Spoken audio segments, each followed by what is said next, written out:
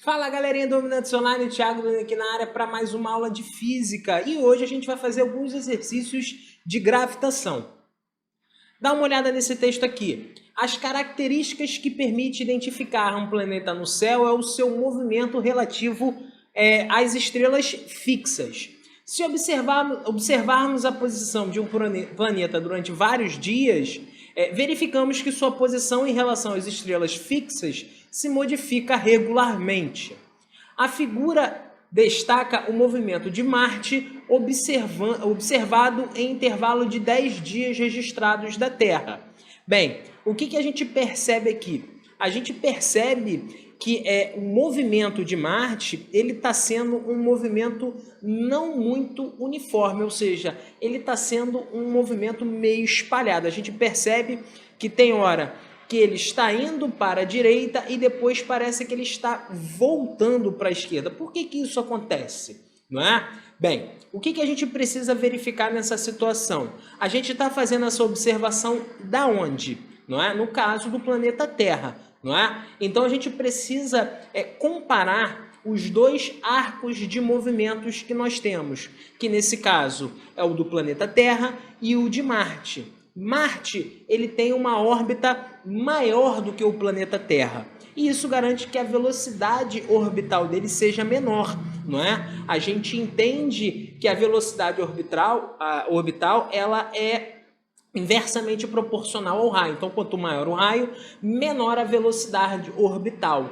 Então, esse movimento aqui ele está sendo captado dessa forma porque em algum momento, pelo fato da velocidade da Terra ser maior do que a velocidade de Marte, em algum momento a gente verificou que ela estava à nossa frente, então a gente estava caminhando de uma maneira. Então, quando o planeta Terra ele ultrapassou aquele ponto que nós tínhamos em relação a Marte, ele começou a fazer um movimento retrógrado, não é? E por isso que a gente verificou esses dois tipos de movimento diferente através desses laços, não é? Então, o que a gente pode verificar aqui? Bem, a pergunta que ele fez é: qual a causa da forma da trajetória do planeta Marte, registrada na figura? Bem, a gente tem aqui na letra A, a velocidade orbital da Terra faz com que em certas épocas ela ultrapasse Marte, ou seja, essa é a nossa alternativa correta, pessoal. Por quê? Porque nesse momento a gente conseguiu perceber que quando a Terra passou Marte, a gente teve um inverso, ou seja, a gente teve um espelho daquilo que a gente verificou anteriormente, não é? E isso justamente por conta da observação que a gente faz da Terra para o planeta Marte, ok? Dá uma olhadinha aqui nessa próxima questão. Essa próxima questão aqui a gente vai ter que relacionar o nosso movimento circular, uniforme, com a gravitação universal. Como que a gente vai fazer isso? Dá uma olhada no texto. Observações astronômicas indicam que no centro de nossa galáxia, a Via Láctea, provavelmente existe um buraco negro cuja massa é igual a milhares de vezes a massa do Sol. Uma técnica simples para estimar a massa desse buraco negro consiste em observar algum objeto que orbite ao seu redor e medir o período de uma rotação completa, T, bem como o raio médio sendo R, da órbita do objeto que supostamente se desloca com uma boa aproximação em movimento circular uniforme. Perfeito. Então a gente garantiu aqui que o raio de distância entre o planeta que a gente está verificando, ou melhor, do objeto que está orbitando esse buraco negro, e o tempo de rotação dele a gente vai verificar através do seu período, que a gente chamou de T, ok? Nessa situação, considere que a força resultante devido ao movimento circular é igual em magnitude à força gravitacional que o buraco negro exerce sobre o objeto. A partir do conhecimento do período de rotação, da distância média e da constante gravitacional G, a massa do buraco negro é... Bem, a primeira coisa que a gente vai verificar aqui é que a gente pode calcular, através das informações que foram dadas, a velocidade que esse corpo orbita o buraco negro. Como que a gente vai fazer isso? Bem, ele está falando aqui em relação à distância percorrida pelo tempo. Essa é a ideia que a gente tem sobre velocidade. Então, a velocidade orbital, não é, desse objeto vai ser a distância percorrida, ou seja, uma volta completa.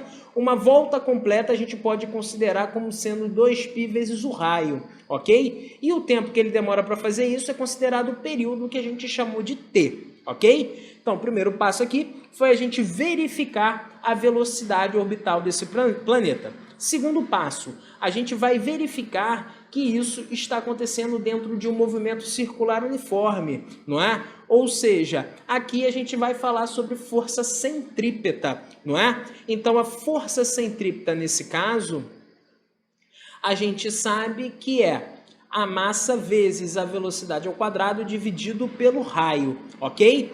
Então, a velocidade a gente já calculou aqui, a gente só vai aplicar ela dentro da fórmula. Então, nós temos que a força centrípeta, nesse caso, é a massa do objeto vezes a sua velocidade, que é 2πr sobre t ao quadrado dividido pelo raio. Organizando essa situação, nós temos que a força centrípeta ela vai ser igual a massa vezes o 4π ao quadrado vezes o raio, ou seja, o raio aqui, quando ele fica ao quadrado, a gente simplifica com esse raio que está aqui embaixo dividindo, e aí a gente tem aqui o t ao quadrado, ok? Bem, e aí a gente sabe que essa força centrípeta ela vai se equiparar à força gravitacional. Força gravitacional que a gente conhece como sendo Gzão, massa, no caso aqui do buraco negro, vezes a massa do objeto que está orbitando, dividido pelo raio ao quadrado, ok? E aí a gente vai equiparar dizendo que a força centrípeta é igual à força gravitacional. Então, nessa situação, a gente vai dizer que isso aqui é igual a m vezes 4π ao quadrado vezes o raio dividido pelo período ao quadrado, não é? Simplificando aqui a massa do objeto e passando o raio ao quadrado, passando para o outro lado multiplicando, o que vai fazer com que a gente tenha o raio ao cubo, e o g da constante de gravitação passa dividindo, não é? Então, o nosso denominador vai ficar sendo gt ao quadrado e o nosso numerador vai ficar sendo 4π ao quadrado vezes o raio ao cubo. E a gente verifica que essa alternativa aqui vai ser vista exatamente na letra D, ok? Essa, pessoal, é uma questão que envolve várias situações e por isso que é bom destrinchar ela. A gente fez o cálculo da velocidade através do movimento circular uniforme.